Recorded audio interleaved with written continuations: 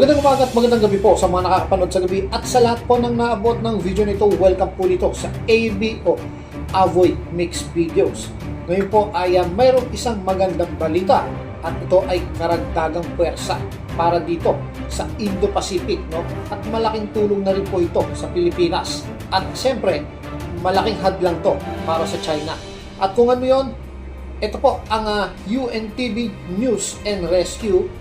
Panoorin natin itong balitang ito at bigyan natin ito ng ating reaksyon. Nagsimula ng maglayag ang Her Majesty's Canadian Ship o HMCS Charlottetown para sa 6-month deployment nito bilang suporta sa Operations Horizon and Neon. Ayon sa Department of National Defense ng Canada, ang nasabing misyon ay bahagi ng pagsisikap na mapalakas ang kapayapaan, katatagan at seguridad sa Indo-Pacific. So, 6 months deployment, no? I don't know kung after 6 months deployment nito ay may kapalit, no? Kasi isang barko lang ito, no? At hindi biro itong barkong ito. Although sinasabi nila na ang Canada ay wala din experience sa gera, pero alam natin na ang equipment nila ay malalakas din. At kung sakaling i-pull out nila ito within 6 months, siguro may kapalit ito kasi once na sumuport sila sa Indo-Pacific, panghabang buhay na po yun, pangmatagalan po. Sa ilalim ng Operation Horizon, makikibahagi ang warship sa mga Allied Forces at multinational exercises upang mapalakas ang kooperasyon at regional stability. Sasali rin ito sa Operation Neon na tutulong naman sa pagpapatupad ng UN sanctions laban sa North Korea sa pamamagitan ng pagmumonitor at pagsawata sa illegal maritime activities. Ayon sa mga opisyal, kasama sa deployment nito ang pagbisita sa mga port para mapalakas ang diplomatic ties sa mga kaalyadong bansa nito sa Indo-Pacific. Dinadahilan na naman nila dito yung tinatawag na military exercises at yung mga pag-visit sa port. So hindi natin alam kung ano pa ang pwedeng magawa nitong suporta na ito na mula sa Canada. No, at alam natin very effective to at ang Canada po ay isang malaking bansa din po at hindi pwedeng basta na lang iismulin. Nasa 240 na personnel ang lula ng nasabing barko.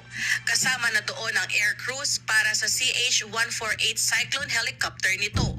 Para sa Canada, mas mahalaga ang deployment nito sa Indo-Pacific dahil sa mga nangyayari na patuloy na nakakaapekto sa pandaigdigang seguridad. So yun nga, no? Aware sila dito sa contested water, no? Yung pinakadelikadong tubig sa buong mundo, ang West Philippine Sea. At siyempre, allies ito ng Amerika.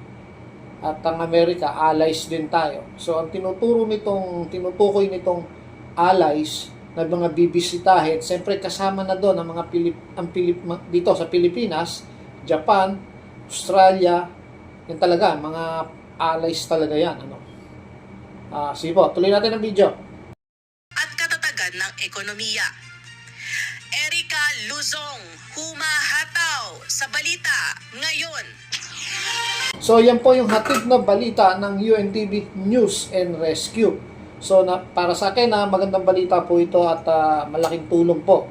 At ito yung isang maliwanag na suporta para sa mga allies. At talagang tinik ito, magiging tinik ito at sagabal, no, sa mga ambisyon ng China, no, na tungkol dito sa Indo-Pacific at sa Pacific mismo, no. Sa akin,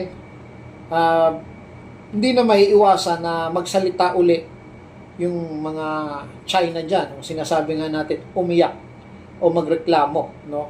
Sasabihin na naman nila na huwag makisawsaw ang mga bansa na hindi naman kasama o kasali. At tiyak na ang apoy darating sa kanila. Yan ang lagi ng sinasabi ng China.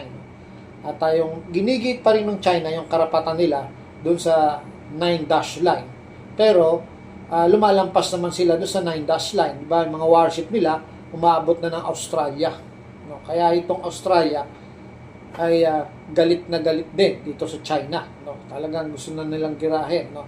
Ang China po ay maraming ka-dispute, no, regarding sa territory, even sa India at saka sa Russia. Alam ko meron din silang ka-dispute diyan, na kinuha ng Russia, no, at tila parang gusto nilang bawiin ngayon. So ito po, naihatid po natin sa inyo yung balita mula sa UNTV at nabigyan na po natin ng reaction, ano. So kayo po, ano po ang inyong magiging reaction hinggil dito? So hanggang sa muli po, ito po ang Aboy Mix Videos.